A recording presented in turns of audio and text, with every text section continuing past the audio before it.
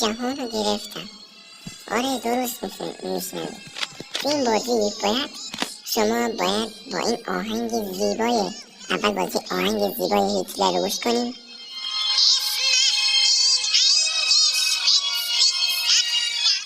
یکم احساس غرور گرفتیم.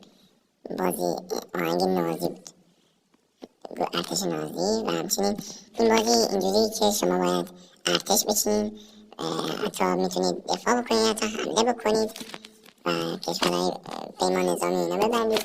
همونطور که میبینید این ایرانه، ولی خب من بزرگش کردم افغانستان، هند بگیر تا عربستان و نسبتی از مصر و حتی رسیدم به اسرائیل و اینطور چیزا. حتی روسیه رو هم روسیه گرفته شده و من بخشی از اونها رو گرفتم. جرأت حمله به اینا رو نمی کنم، ولی خب باز اینم از ارتش دوم این بخش رو هم گرفتیم و خیلی بازی خوبی، همه کار میتونید توش بکنید. مثلا اینجا چون کنین اول نبوده باید آموزش ببینم مردم. اینجا میتونیم تنقلات اینا بسازیم، اینجا میتونیم صادرات نفت، استیل، آلومینیوم و کفش و بخش لاستیک بکنیم. بازی خیلی خیلی خیلی خوبیه و همچنین واقعا باحاله و باعث میشه روزها و ساعتها سرگرمتون کنه.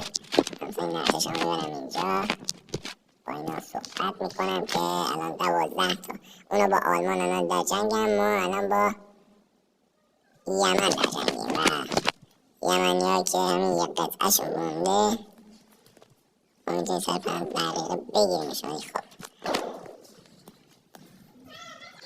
دیگه میشه گفت خیلی بازی خوبیه و میتونه ساعتها شما رو درگیر بکنه. مثل اینجا که من 2 روز دارم بازی میکنم و مثل اینکه نصفمو مکزیک ایتالیا گرفت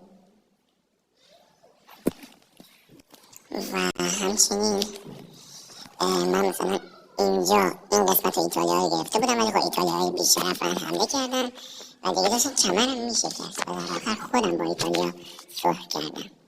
این بازی اصلا رام و اینطور چیزای خیلی زیاد نمیخواند، با رام 2 میشه بازی کرد و همچنین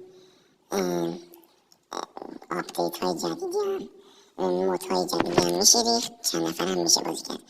یه لایک و سابسکرایب هم میشه اگه بکنید ممنون میشیم. اسم